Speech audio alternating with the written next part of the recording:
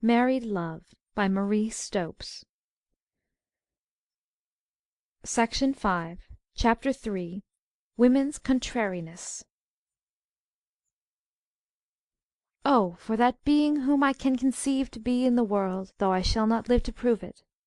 One to whom I might have recourse in all my humours and dispositions, in all my distempers of mind, visionary causes of mortification, and fairy dreams of pleasure. I have been trying to train up a lady or two for these good offices of friendship, but hitherto I must not boast of my success. Herrick. What is the fate of the average man who marries, happily and hopefully, a girl well suited to him? He desires with his whole heart a mutual, lifelong happiness. He marries with the intention of fulfilling every injunction given him by father, doctor, and friend. He is considerate in trifles. He speaks no harsh words. He and his bride go about together, walk together, read together, and perhaps, if they are very advanced, even work together. But after a few months, or maybe a few years, of marriage, they seem to have drifted apart, and he finds her often cold and incomprehensible. Few men will acknowledge this even to their best friends, but each heart knows its own pain. He may at times laugh, and in the friendliest spirit tease his wife about her contrariness. That is taken by every one to mean nothing but a playful concealment of his profound love. Probably it is, but gnawing at the very roots of his love is a hateful little worm, the sense that she is contrary. He feels that she is at times inexplicably cold, that sometimes when he has done nothing she will have tears in her eyes, irrational tears which she cannot explain. He observes that one week his tender love-making and romantic advances win her to smiles and joyous yielding, and then, perhaps a few days later, the same or more impassioned tenderness on his part is met by coldness or a forced appearance of warmth, which, while he may make no comment upon it, hurts him acutely. And this deep, inexplicable hurt is often the beginning of the end of his love. Men like to feel that they understand their dearest one, and that she is a rational being. After inexplicable misunderstanding has continued for some time, if the man is of at all a jealous nature, he will search his wife's acquaintances for some one whom she may have met, for some one who may momentarily have diverted her attention. For however hard it is for the natural man to believe that any one could step into his shoes, some are ready to seek the explanation of their own ill success in a rival. On some occasion, when her coldness puzzles him, the man is perhaps conscious that his love, his own desires, are as ardent as they were a few days before. Then, knowing so intimately his own heart, he is sure of the steadiness of its love, and he feels acutely the romantic passion to which her beauty stirs him. He remembers, perhaps, that a few days earlier his ardour had awakened a response in her. Therefore he reaches what appears to him to be the infallible logical deduction, that either there must be some rival, or his bride's nature is incomprehensible, contrary, capricious. Both thoughts to madden. With capriciousness, man in general has little patience. Caprice renders his best efforts null and void. Women's caprice is, or appears to be, a negation of reason, and as reason is man's most precious and hard-won faculty, the one which has raised mankind from the ranks of the brute creation, he cannot bear to see it apparently flouted. That his bride should lack logic and sweet reasonableness is a flaw it hurts him to recognize in her. He has to crush the thought down. It may then happen that the young man, himself pained and bewildered at having pained his bride by the very ardour of his affection, may strive to please her by placing restraint upon himself.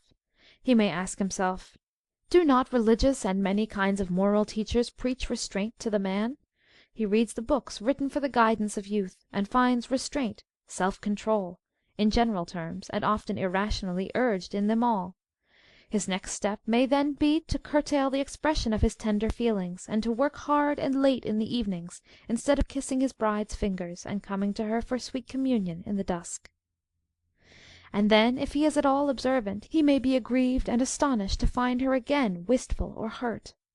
With the tender longing to understand, which is so profound a characteristic in all the best of our young men, he begs, implores, or pets her into telling him some part of the reason for her fresh grievance.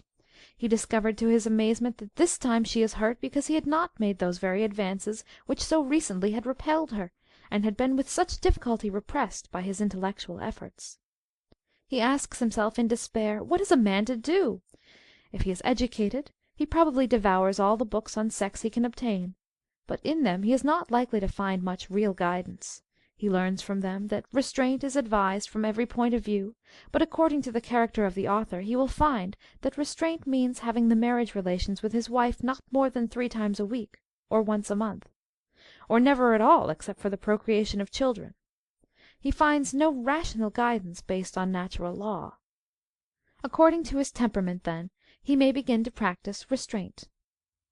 But it may happen, and indeed it has probably happened, in every marriage once or many times, that the night comes when the man who has heroically practised restraint accidentally discovers his wife in tears on her solitary pillow.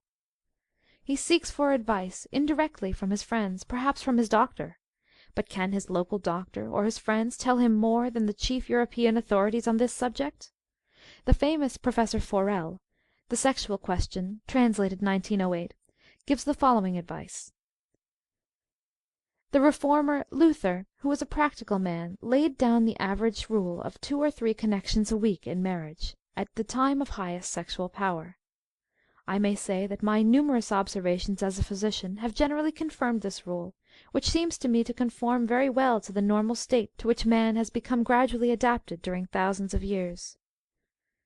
Husbands who would consider this average as an inscriptable right would, however, make wrong pretensions, for it is quite possible for a normal man to contain himself much longer, and it is his duty to do so, and not only when his wife is ill, but also during menstruation and pregnancy. Footnote. This pronouncement of an exceptionally advanced and broad-minded thinker serves to show how little attention has hitherto been paid to the woman's side of this question, or to ascertaining her natural requirements. End of footnote. Many men will not be so considerate as to follow this advice, which represents a high standard of living. But on the other hand there are many who are willing to go not only so far, but further than this, in their self-suppression, in order to attain their heart's desire, the happiness of their mate, and consequently their own life's joy. However willing they may be to go further, the great question for the man is, where? There are innumerable leaders anxious to lead in many different directions. The young husband may try first one and then the other, and still find his wife unsatisfied, incomprehensible, capricious. Then it may be that, disheartened, he tires, and she sinks into the dull apathy of acquiescence in her wifely duty. He is left with an echo of resentment in his heart. If only she had not been so capricious, they would still have been happy, he fancies. Many writers, novelists, poets, and dramatists have represented the uttermost tragedy of human life as due to the incomprehensible contrariness of the feminine nature. The kindly ones smile, perhaps a little patronizingly, and tell us that women are more instinctive, more childlike, less reasonable than men. The bitter ones sneer, or reproach, or laugh at this in women they do not understand, and which, baffling their intellect, appears to them to be irrational folly. It seems strange that those who search for natural law in every province of our universe should have neglected the most vital subject, the one which concerns us all infinitely more than the naming of planets or the collecting of insects. Woman is not essentially capricious. Some of the laws of her being might have been discovered long ago, had the existence of law been suspected. But it has suited the general structure of society much better for men to shrug their shoulders and smile at women as irrational and capricious creatures, to be courted when it suited them, not to be studied. Vaguely, perhaps, men have realized that much of the charm of life lies in the sex differences between men and women, so they have snatched at the easy theory that women differ from themselves by being capricious. Moreover, by attributing to mere caprice the coldness which at times comes over the most ardent woman, man was unconsciously justifying himself for at any time coercing her to suit himself. Circumstances have so contrived that hitherto the explorers and scientific investigators, the historians and statisticians, the poets and artists, have been mainly men. Consequently, woman's side of the joint life has found little or no expression.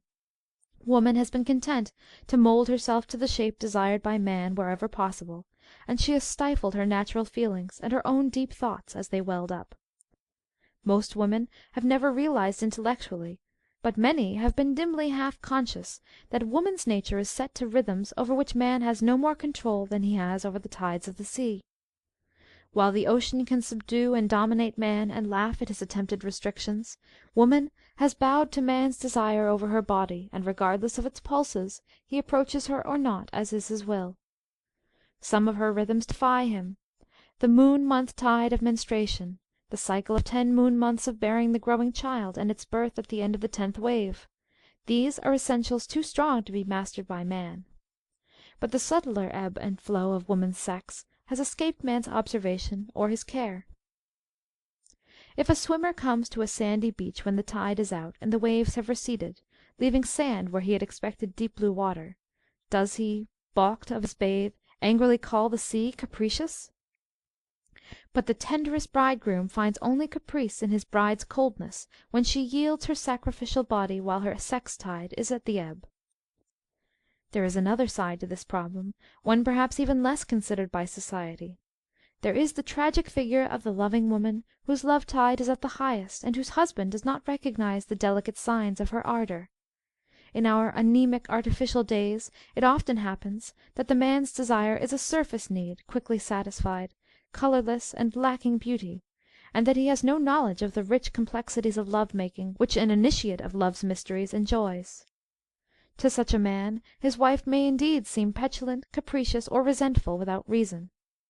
Welling up in her are the wonderful tides, scented and enriched by the myriad experiences of the human race, from its ancient days of leisure and flower-wreathed love-making, urging her to transports and to self-expressions, were the man but ready to take the first step in the initiative, or to recognize and welcome it in her. Seldom dare any woman, still more seldom dare a wife, risk the blow at her heart which would be given were she to offer charming love-play to which the man did not respond. To the initiate she will be able to reveal that the tide is up by 100 subtle signs, upon which he will seize with delight.